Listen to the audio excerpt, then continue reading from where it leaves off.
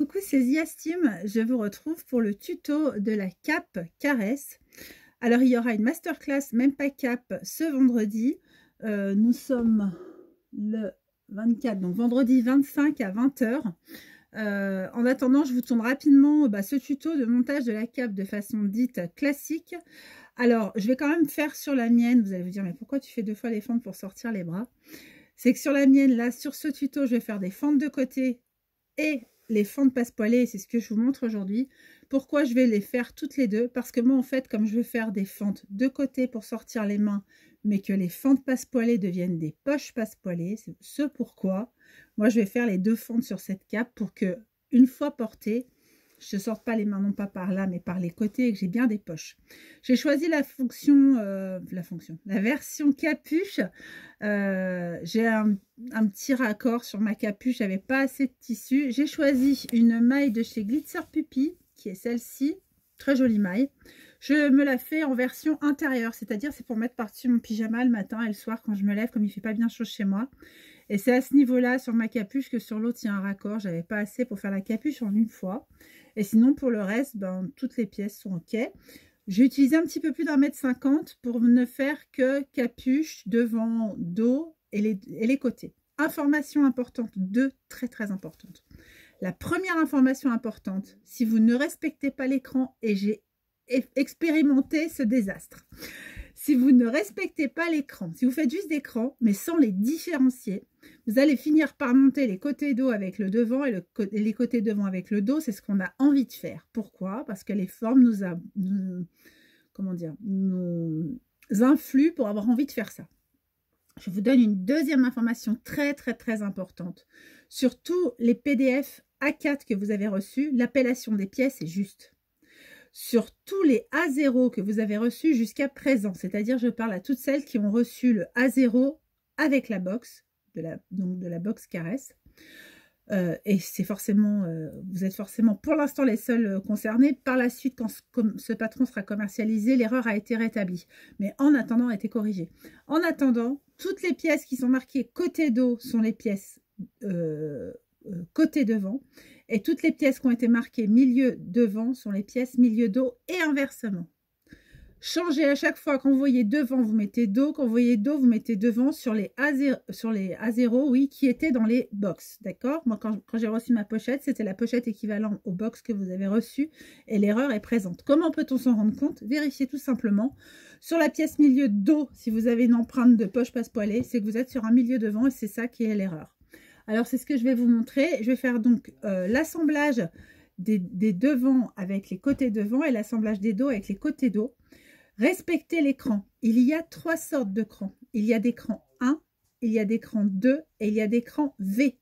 Marquez vraiment différemment ces trois crans. Si vous ne savez pas comment faire et que vous ne voulez pas trop aller couper, que d'habitude vous avez l'habitude de marquer à la craie, etc., connaissant la texture dans laquelle on fait généralement les capes, ce sera compliqué avec de la craie ou avec un feutre de les marquer. Ce que je vous invite à faire, pour marquer les différents crans, utilisez des épingles à tête colorée. Je m'explique. Quand vous avez un cran, vous allez mettre des jaunes. Quand vous avez deux crans, vous allez mettre des bleus, etc. Et après, par code couleur, pardon, j'ai un fil, c'est pas le fil du micro. Par code couleur, vous allez mettre les bleus avec les bleus, les vertes avec les vertes, les jaunes avec les jaunes, et vous allez vous y retrouver. Sinon, vous ne vous y retrouverez pas. Ce que je vous conseille aussi, quand vous aurez coupé vos pièces, mettez les pièces, donc vous corrigez sur votre patron papier, tout ce qui est marqué devant, vous rayez, vous mettez dos. Tout ce qui est marqué dos, vous rayez, vous mettez devant. Jusque-là, ok. Ensuite, vous coupez vos pièces et vous mettez le grand dos avec ses deux côtés dos d'un côté de votre plan de travail. Et de l'autre côté, vous mettez les deux milieux devant avec les côtés devant. Ça va vous aider, ça aussi, à ne pas inverser vos pièces. Alors, je montre rapidement ma capuche avec mon espèce de petit rafistolage. Ce sera une capuche sans colle. Sachez que dans le cours, je vais vous montrer comment on peut mettre les deux, bien qu'il y ait parfois des épaisseurs. J'ai une astuce.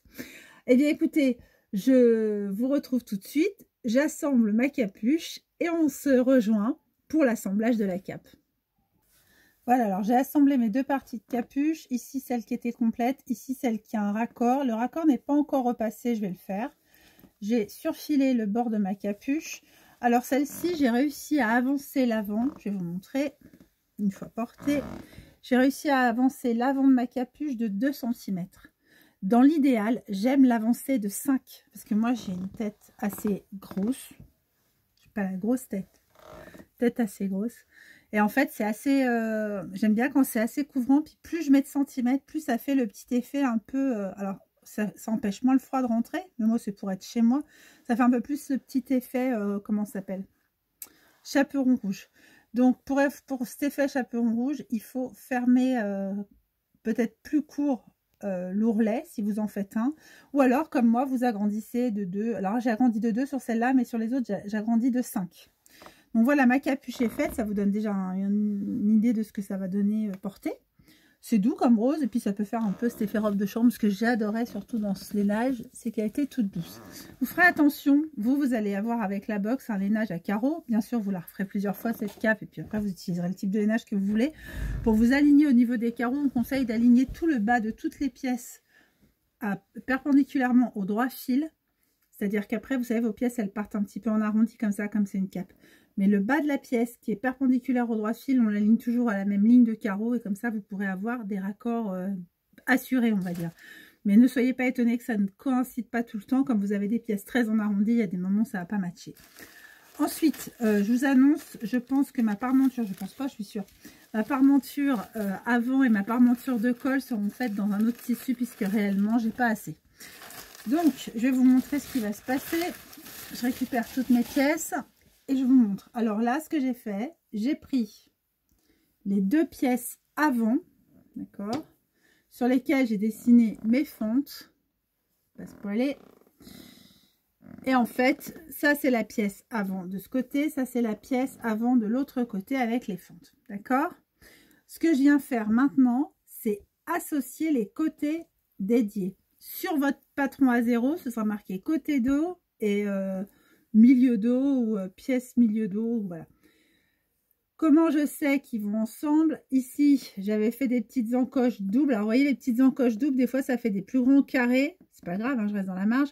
Ça fait des plus grands carrés parce que quand on coupe des petites encoches doubles sur du lainage, on peut perdre le milieu de l'encoche. Moi, ce qui m'est arrivé sur les 2 côtés, là. Et puis, sur l'arrière, moi, j'avais fait une encoche V. L'encoche V, quand vous l'ouvrez, ça fait un W. Encoche V, vous voyez. Donc, l'encoche V, c'est que ça se marie avec autre chose. Les encoches doubles avec les encoches doubles, d'accord? Donc, vous repérez sur votre patron les encoches doubles. Si c'est des encoches simples que vous avez, c'est que vous avez les pièces dos et les pièces devant. Si vous avez des encoches doubles de chaque côté, c'est que ça va ensemble. Alors, observation. Je pense que j'ai fait l'inversement que je vous ai dit de ne pas faire.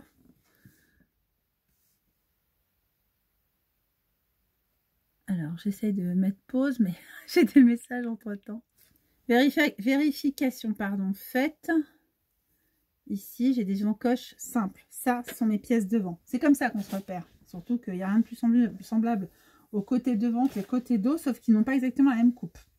Donc, quand on a repéré ces petits, on prend ces pièces, donc l'arrondi vers le devant, vers le haut, je vais dire, comme ça. Et en fait, vous allez prendre vos pièces qui seront ensuite posées comme ça, vous les posez dans l'autre sens. Et vous venez bord à bord, hop, avec celle-ci, la première des deux. On vient bord à bord et on va épingler tout le long et associer à chaque fois cran avec cran. Vous voyez, tout le tour comme ça. Et en fait, quand ce sera cousu, ça donnera un arrondi parfait au niveau de la naissance de l'épaule. Si vous vous trompez, vous n'avez plus de place pour vos épaules. Alors, regardez. Moi qui ai découpé tout l'écran, j'ai une matière assez fine. Je pouvais me permettre de faire des crans en V, en W et en double. Regardez voir. Je vais retrouver ici mon cran du haut. Il est là. Et donc ici. Et je viens le marier avec le cran simple qui est ici. Cran simple. Attention parce que moi, vous voyez, c'est une matière qui a tendance à pas aimer d'être découpée. Hein.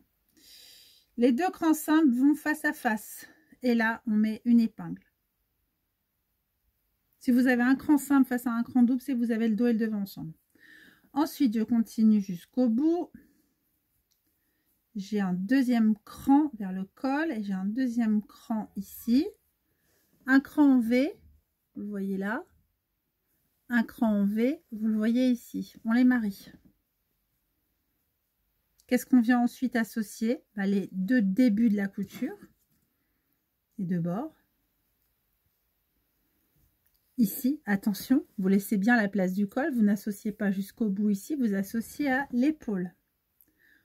Vous allez voir que ça commence une sorte de ligne cassée par rapport à la ligne du col. C'est là qu'il faut commencer à mettre vos épingles pour le côté.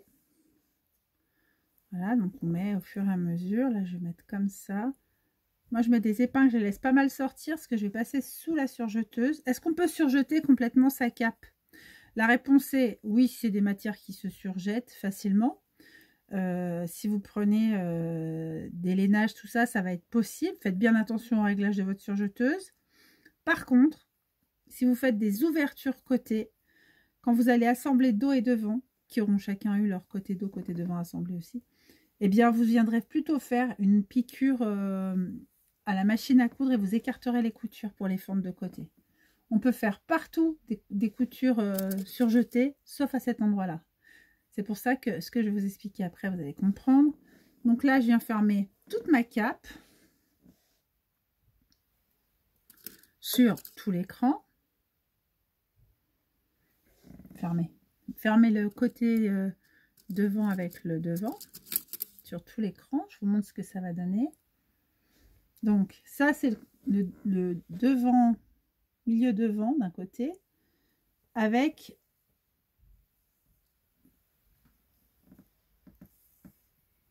le côté épaule en fait. C'est comme si on assemblait des manches. Il faut un peu réfléchir ça comme un raglan. Vous voyez, les deux pièces vont s'assembler là.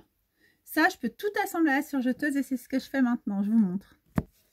Alors, j'ai assemblé mon premier côté. Comme vous voyez, le surjet est ici. Et en fait, la partie colle rejoint, je vais mettre un peu plus comme ça, vous verrez mieux. La partie colle rejoint la partie épaule. D'accord? Donc, je suis dessus, partie colle, partie épaule.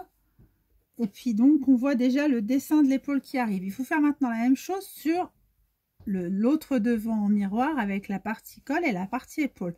On aura comme ça monté les deux devants complets. Chaque devant étant deux parties. La partie devant droite, il y a 1 et 2. Et la partie devant gauche, il y a 1 et 2. Et ensuite, on va faire la même chose pour le dos.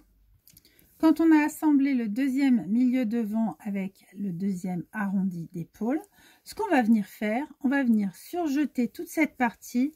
On fait bien attention quand on surjette de ne pas couper son W. Si toutefois en surjetant vous coupez votre W, vous allez venir avant. Ça c'est une petite idée que je vous donne qui marche très très bien. Donc, vous voyez, je vais vous montrer à quelle hauteur est mon repère. Il est là. Et si jamais je venais surfiler, mais qu'en fait, je coupe mon repère avec mon couteau de surjeteuse, je mets juste à côté de mon repère une épingle. Voilà. Si jamais je coupais par inadvertance, bah, je sais qu'en fait, mon cran, il était là.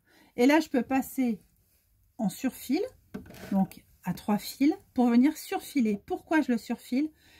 Le côté devant et le côté dos, au niveau de la couture de jonction, comme ça, entre le devant et le dos, cette couture-là, je préfère la faire une fois d'abord surfiler chaque devant et chaque dos tout seul. Puis après, venir les assembler à la machine, séparer ma couture au fer à repasser, écarter mes coutures, pardon, au fer à repasser. Et moi, je vais laisser une fente.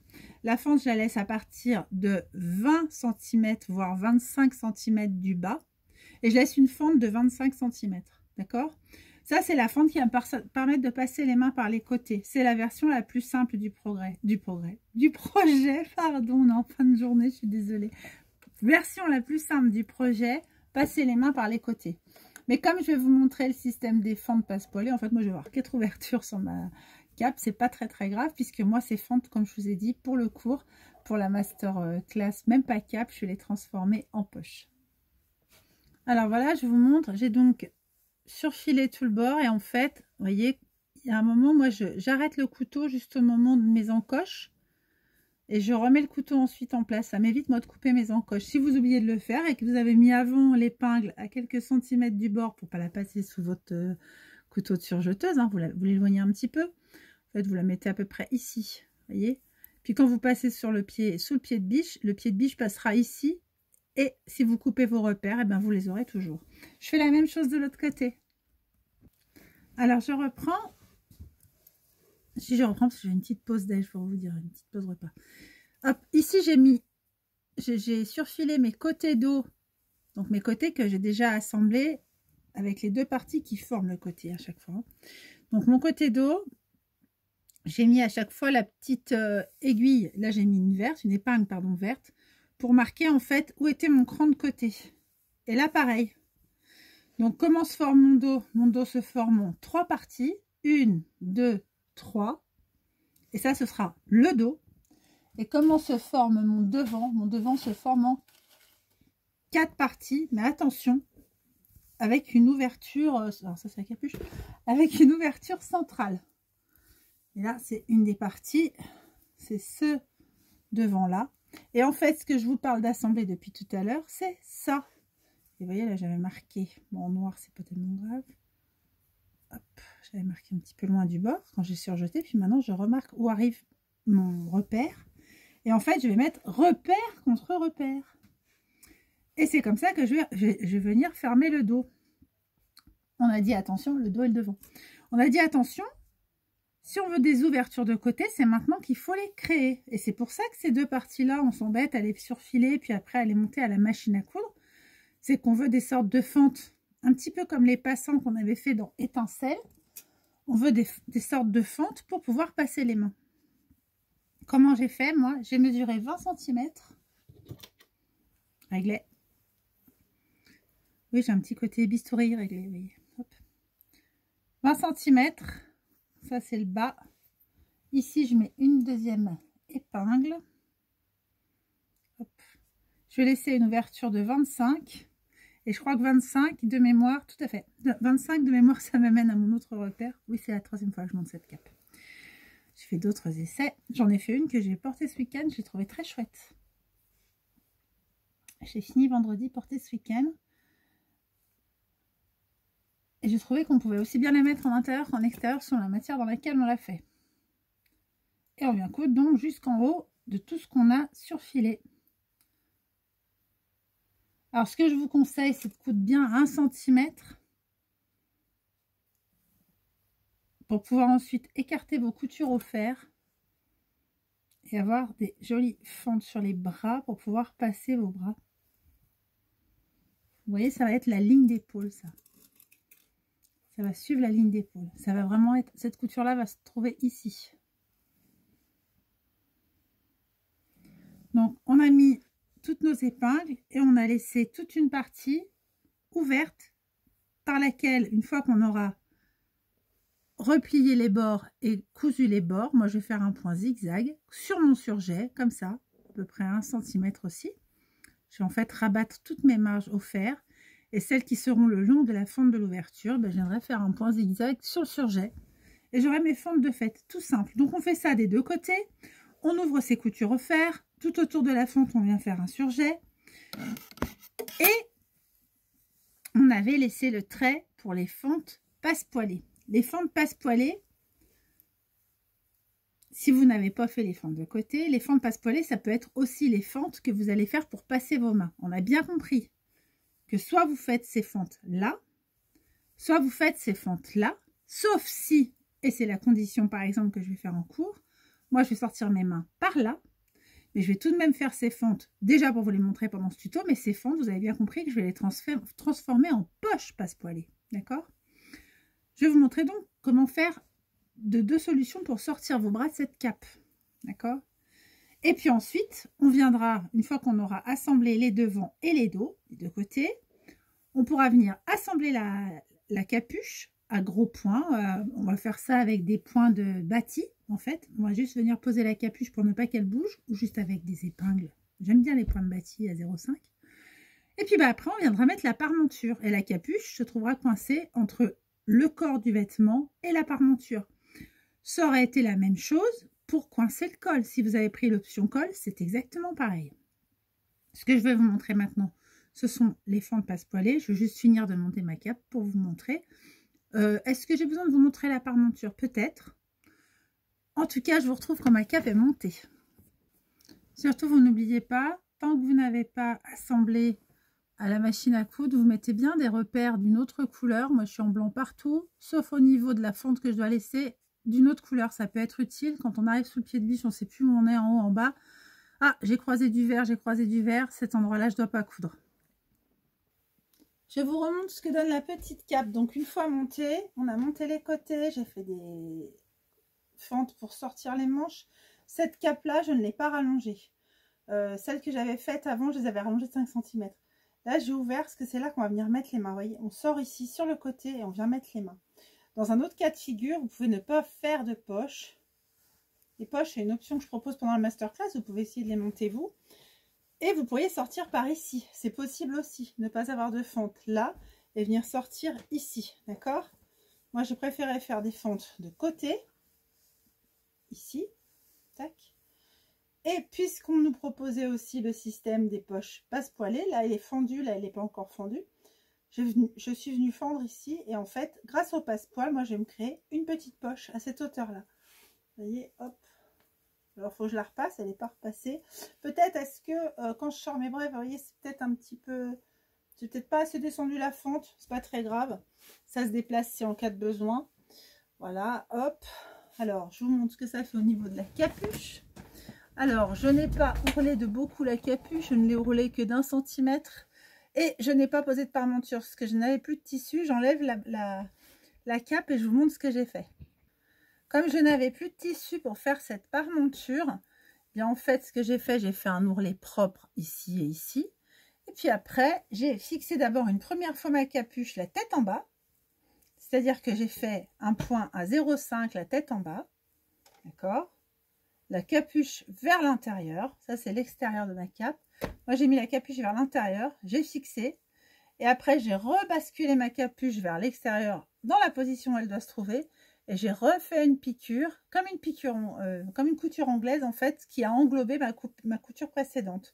Du coup, comme je n'avais plus de tissu pour faire cette cape, pour faire la parmenture et pour faire l'enforme de dos et les parmentures avant, eh bien, j'ai préféré faire des ourlets partout. Voilà.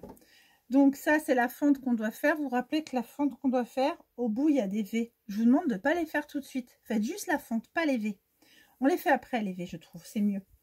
Et puis, bah, de l'autre côté, vous voyez, j'avais la fente qui était tracée. Je vais venir la couper. Toujours pas les V. Et après, de chaque côté, je vais venir poser mes passe-poils. Je vous montre comment on fait tout de suite. Ah, je n'ai pas réussi à mettre pause. Alors, j'ai ouvert la fente, mais vous voyez, on voit mes petits V dessinés, ils ne sont pas encore coupés, c'est très important. On va poser les passe-poils de chaque côté. Le pli central du passe-poil est ici.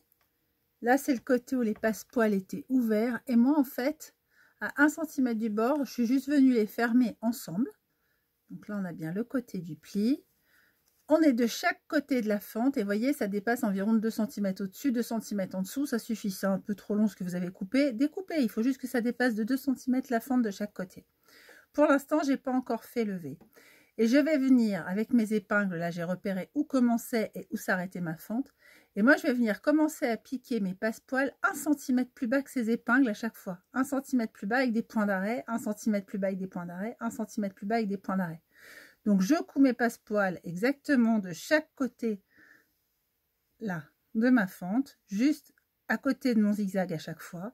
Et je descends 1 cm plus bas que la fente, 1 cm plus bas, 1 cm plus haut, 1 cm plus haut. Et pour moi, c'est seulement quand j'ai cousu le passe-poil de chaque côté que je viens découper les V. Comment je fais? Je soulève les bords de mes parties passe-poil. Je mets même une épingle pour les bloquer, libérer l'ouverture. En fait, j'écarte les bords hauts de l'ouverture, des deux côtés. Comme ceci. Je me libère la place. D'accord? Et avec ma paire de ciseaux, je vais venir jusqu'au point le plus loin où j'ai cousu, faire mon V.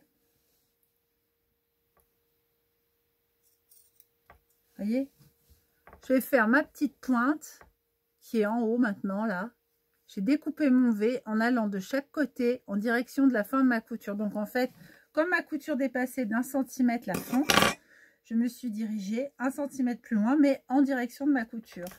Et comme j'ai cousu à 1 cm, j'ai fait donc un trait en oblique d'1 cm. Et regardez, je me retrouve avec, quand c'est ouvert comme ça, et mon petit triangle, bah, si je viens tout mettre à l'intérieur dedans comme ça, hop, je cache tout dedans. Ça y est, j'ai déjà créé mes passepoils. Je vous montre juste après. Alors, il faut les positionner quand même. Alors moi, les miens sont larges, ils vont se superposer. C'est pas...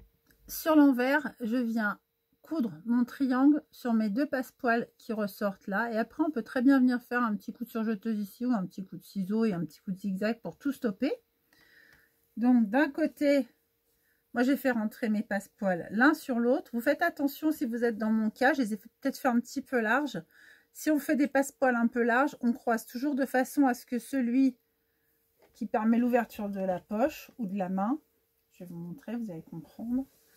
Voilà, celui qui est du côté de l'ouverture en fait de la veste, ce soit celui qui passe sur l'autre. Voyez? Donc là, c'est ce que je vais faire aussi en bas.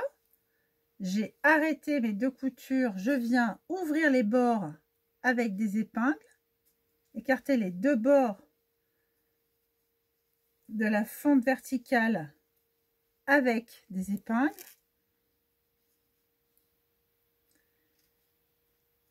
Et en partant de cette fente jusqu'à chaque fin de couture, pareil, je viens couper en diagonale jusqu'à la couture, mais pas la couture. Donc c'est ce que je fais ici. J'ai de nouveau découpé un petit triangle ici, vous le voyez, en direction de chacune des fins des deux fentes. J'enlève mes deux épingles, je remets mes deux passepoils à plat, j'ai au milieu le petit triangle et je fais tout rentrer dedans. Et je m'arrange, si le cas échéant, pardon, à ce que tout ce que je viens mettre à l'intérieur se superpose comme de l'autre côté. À savoir comme ça. On la voit déjà, ma petite poche passepoil. Et donc, j'ai plus qu'à venir coudre mes deux passepoils croisés avec mon triangle, comme ceci, sur l'envers. Donc là, je passe sous la machine.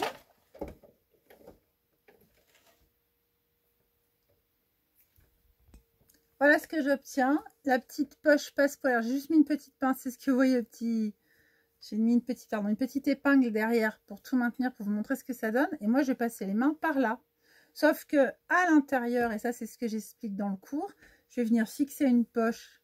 Soyez prudents, si vous en mettez une et que vous ne suivez pas le cours, vous ne savez pas du coup comment je le fais. Ça ne fait pas partie du patron, c'est une sorte de hack. Ne dépassez pas ça, sinon vos poches vont dépasser de la cape quand vous serez cape ouverte. Et donc, voilà ce que ça donne. Alors, moi, j'ai fait des larges passepoils qui se superposent. Si on fait des passepoils plus fins, c'est-à-dire que moi, j'avais fait mon zigzag à 2 cm du tout bord du passepoil. Si vous le faites qu'à 1 cm du tout bord de passepoil, ils vont arriver comme ça quand vous les remettrez à l'intérieur. Ils vont arriver face à face et vous aurez des passepoils d'1 cm. Si vous voulez qu'ils se chevauchent comme moi, il faut faire des passepoils de 2 cm. Peu importe. J'aime beaucoup les deux. J'ai fait les deux différents sur mes deux autres versions. Voilà. Donc sur une autre version que j'ai, je ne sais pas si je l'ai monté là, non. J'ai une cape que j'ai faite, une autre là, et là c'est vraiment le passepoil tel qu'il est montré dans le patron parce que j'ai cousu 1 cm. Là comme j'ai cousu 2 cm, vous voyez, il chevauche. Et quand ce sera, alors j'enlève la petite épingle, quand je vais glisser mes mains dedans, donc j'enfile ma cape, comme un super-héros. Pardon, je crois que je vous ai un petit peu décalé. Voilà, j'enfile ma cape et je glisse la main dedans. Et ça va donner cet effet-là. Vous voyez? Et là, on est OK. Le passepoil est fait. On fait l'inverse de l'autre côté. Toujours le passepoil qui est le plus proche du milieu de la cape passe sur l'autre pour faire cet effet-là. Donc voilà, je vous ai tout montré. Je crois que vous êtes peut-être avec moi arrivé au bout de cette cape. Mettez-moi en commentaire si ça vous a aidé ce tuto. Et puis, vous voyez, par exemple, là, j'avais tellement plus de tissu, j'ai mis sur un lainage quand même, je me calme, du French Terry. Voilà, c'était le nom qui me manquait. Bon, c'est du French Terry Bordeaux, je trouve ça très sympa. Je ne vous cache pas qu'avec le reste, je vais faire le bas. Ça va être une tenue plutôt d'intérieur. Vous voyez qu'elle est très fine. Elle n'est pas doublée. Vous avez dans les options du patron à télécharger gratuitement si vous le souhaitez, la doublure de la cape. Voilà. Et puis, moi, j'ai ourlé tout le bas, hein, tout simplement. Je vous montre, voilà. J'ai ourlé le bas, en fait, à 1,5 cm. Et puis, c'est ourlé au point zigzag. Et ça tient très bien. Voilà, j'avais ourlé mes fentes aussi de côté pour les mains au point zigzag. Voilà, donc je vous ai tout montré. Merci de votre attention. Et puis, donc, je vous retrouve demain soir 20 h pour celles qui le souhaitent. Et qui... Alors, soit ça ne vous suffit pas,